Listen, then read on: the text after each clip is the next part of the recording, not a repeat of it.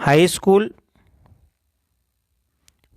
2023 में जो एग्ज़ाम होने वाला है, हिंदी का पेपर किस प्रकार से आएगा उसको लेकर आया हूँ।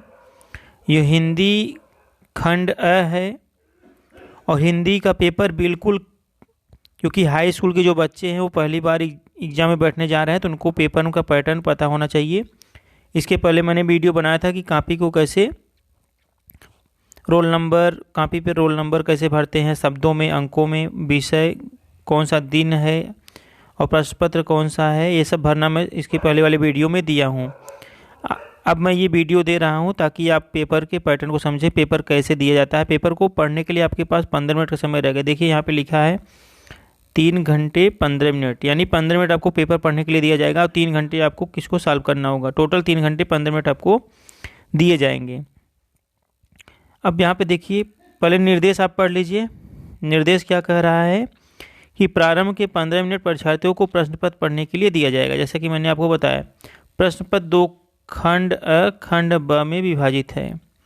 प्रश्न पत्र के खंड अ में बहुविकल्पी प्रश्न है जिसमें सही विकल्प का चयन करके OMR शीट पर नीले अथवा काले बाल पॉइंट पेन से, आप नीले पेन या काले पेन से जो आपका OMR शीट मिलेगा, सही विकल्प वाले गोले को आपको पूर्ण रूप से काला करना है। उसके बाद देखिए, खंड अ में बहुविकल्पी प्रश्न है तो प्रत्येक प्रश्न के लिए 1 अंक निर्धारित है, यानी जो आपका OMR शीट है, OMR शीट में आपको 1 अंक मिलेगा प्रश्न 1 बहुविकल्पी अगर आप कर लेते हैं तब। उसके बाद OMR शीट पर उत्तर अंकित किए जाने के पश्चात उसे काटे नहीं तथा इरेजर अथवा व्हाइटनर का प्रयोग नहीं करना। अगर एक बार गोला आपने भर दिया, इस गोले को आपने भर दिया, तो फिर दोबारा दूसरा ऑप्शन या इसको ब्लेड से या व्हाइटनर से मिटाने की कोशिश नहीं करिए। एक बार जो कर दिए तो हो गया। प्रत्येक प्रश्न के सम्मुख उनके निर्धारित अंक दिए गए हैं। 20 बहुविकल्पी प्रश्न आपको दिए जाएंगे जिसको OMR शीट में आपको भरना है। गोले को एक ही बार भरना है और उस 4 ऑप्शन में से एक ही गोले को भरना है, दोबारा किसी अन्य गोले को नहीं भरना है। तो चलिए देखते हैं प्रश्न। ये देखिए, बहुविकल्पी प्रश्न इस प्रकार से रहेंगे। बाबू गुलाम राय किस युग के लेखक थे? ये प्रश्न नंबर 1, प्रश्न नंबर 2, प्रश्न नंबर 3। गबन किसकी रचना है? प्रश्न नंबर 4, 5। तो ऐसे बहुविकल्पी प्रश्नों की जो संख्या होगी, सबसे पहले आपको बहुविकल्पी प्रश्न दिए जाएंगे जो कि OMR शीट में भरना होगा। उन बहुविकल्पी प्रश्नों की संख्या आपको पता भी है कितनी है, टोटल 20 है। तो ये 20 बहुविकल्पी प्रश्न हो जाएंगे खंड अ के। अब बात आती है वर्णनात्मक प्रश्न खंड ब की, जिसमें आपको गद्यांश पर आधारित 3 प्रश्नों का उत्तर देना होगा। यहाँ पे 3 प्रश्न पूछे गए, इन तीनों प्रश्नों के उत्तर देने होंगे।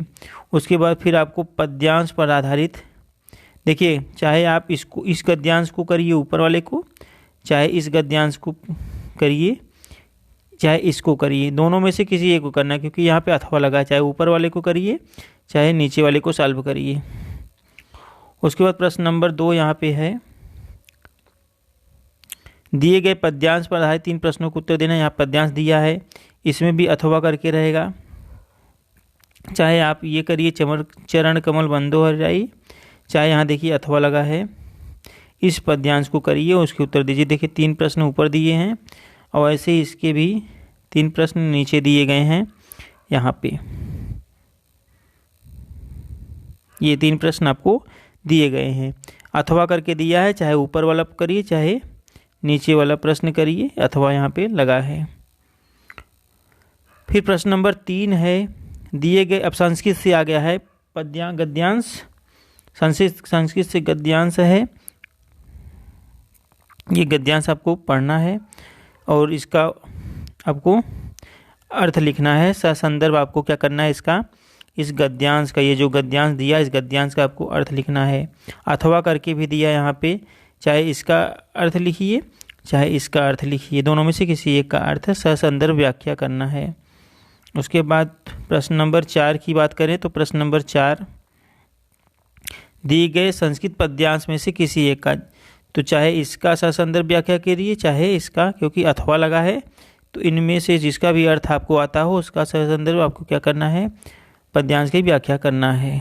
उसके बाद प्रश्न नंबर 5 है, देखिए ये इनमें से आपको किसी एक को करना है। जिले वाइज ये रहता है, जिले वाइज तो देखिए आपके जौनपुर ज़िले में ये मुक्ति यज्ञ भी नहीं है, ख भी ज्योति जवाहर भी नहीं है, मेवाड़ मुकुट भी नहीं है, अग्र पूजा भी नहीं है, जय सुभाष भी नहीं है।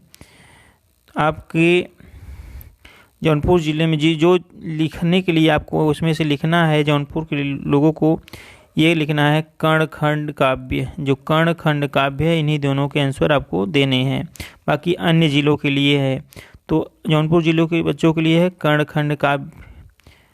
ये आप गलती ना करिएगा, सिर्फ आप कर्णखंड काव्य के जो 6 वाला प्रश्न है वही करना है।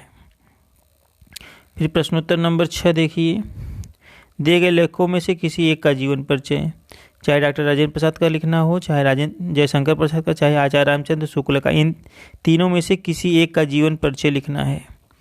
उसके बाद 6 का जो ख है, दिए गए कवियों में से किसी एक का, यहाँ पे लेखक थे, यहाँ नीचे कवि हैं, गोस्वामी तुलसीदास, सुमित्रानंदन पंत, महाकवि सूरदास। इन तीनों में से किसी एक का जीवन परिचय लिखना है, सिर्फ एक का। उसके बाद प्रश्न देखिए, प्रश्न नंबर 7 है, अपनी पाठ्य पुस्तक में से कंठस्थ कोई एक श्लोक लिखना है जो इस प्रश्न पत्र में ना आया हो। ऐसा श्लोक लिखना है जो कि इस प्रश्न पत्र में ना हो और उसके अलावा आपको तैयार हो, उसको लिखना है। निम्नलिखित में से किन्हीं 2 प्रश्नों को उत्तर देना है। यहाँ पे देखिए 4 प्रश्न पूछे गए, 4 में से किन्हीं 2 के उत्तर देना है। प्रश्नोत्तर 9 है, 9 में क्या करना है, किसी एक विषय पर आपको निबंध लिखना है। चाहे पर्यावरण संरक्षण पर निबंध लिखिए, चाहे आतंकवाद पे लिखिए, चाहे जनसंख्या लाभ पे लिखिए, चाहे नारी सशक्तिकरण पे, किसी एक पे आपको क्या लिखना है, निबंध लिखना है। तो ये आपका पेपर है, टोटल 9 प्रश्न दिए गए हैं। ऐसे ही ये पेपर का पैटर्न था, मैंने आपको दिखा दिया किस तरीके से प्रश्न पूछे जाते हैं।